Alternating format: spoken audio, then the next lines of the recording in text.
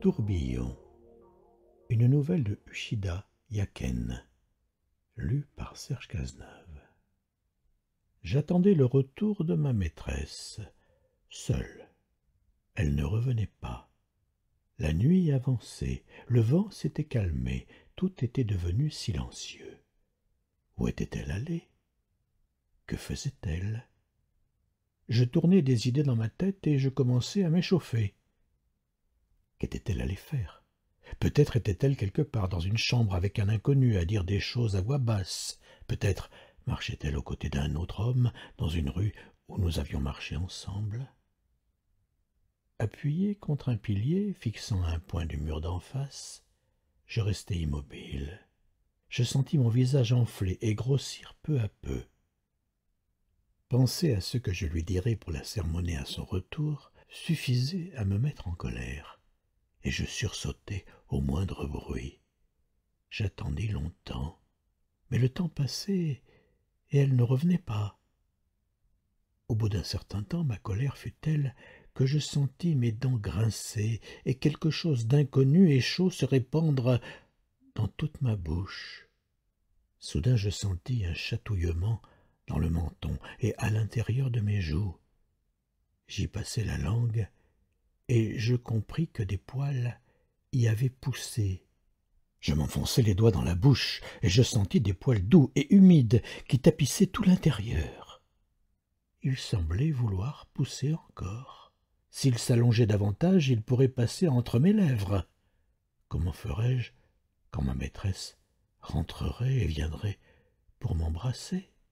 J'eus alors à nouveau l'impression que ma maîtresse était quelque part en train d'embrasser quelqu'un, et à nouveau quelque chose de chaud sortit du fond de ma gorge, et les poils poussèrent un peu plus.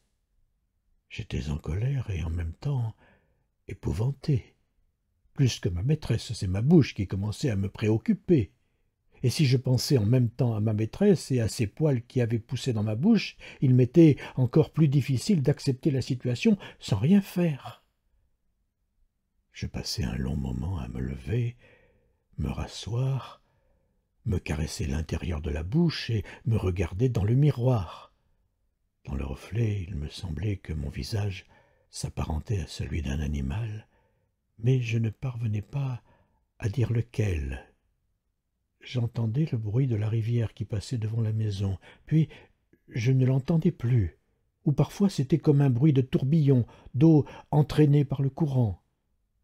Puis je recommençai à penser à ma maîtresse, ou à m'inquiéter des poils dans ma bouche. Alors plus rien de tout ça n'avait d'importance, car tout devenait veule et mou. La chambre devenait floue, et il me semblait que même les ténèbres du dehors se boursouflaient et tremblaient. Tout à coup la cloison coulissa, et ma maîtresse entra.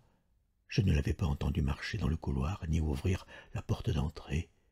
Elle s'assit subitement et inclina devant moi sa silhouette enchanteresse. « Me voilà, dit-elle. Sa façon de me regarder par en dessous était absolument adorable. « Je suis désolée, c'est pas de chance, je suis tombée sur lui, ajouta-t-elle. Je sursautai, je voulus lui demander des précisions et j'eus besoin de toutes mes forces pour garder ma bouche fermée. « Que t'arrive-t-il donc? Tu es fâché parce que je suis en retard ?» dit-elle, je crois. Puis elle s'approcha de moi en glissant sur le tatami et dit « On a pleuré tous les deux. À la fin, il a pleuré en détournant son visage. Oh, oh, oh. » Je ne pouvais pas me taire plus longtemps.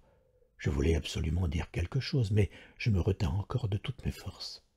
Il pleurait en disant « C'est donc fini, nous ne nous reverrons plus. » Mais bon, ce n'est pas quelque chose qu'on peut laisser comme ça, sans dire les choses clairement, au moins une fois, hein. Alors bon, au moins, voilà, c'est fait. Elle était tout près de moi. Je voulais des explications, et en même temps, je voulais m'enfuir. J'étais sur des charbons ardents. Tout à coup, elle se leva. Elle me parut très grande.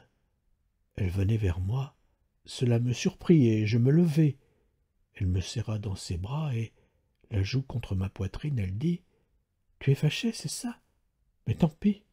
Tu restes là, les lèvres closes, à ne rien dire, en te fichant pas mal de la peine des autres, toi. Si ça te vexe, alors dis-le, au lieu de rester là, tes œufs, comme une bête, c'est répugnant. » Et en même temps, elle me serrait de plus en plus fort. Je me débattais, mais elle ne me lâchait pas. Alors elle décolla son visage de ma poitrine et leva les yeux vers moi. En la voyant si jolie, j'étais sur le point d'oublier tout le reste. Alors brusquement, « Ah !» dit-elle. Elle me rejeta et s'échappa vers la cloison coulissante. « Non, non, non !» dit-elle.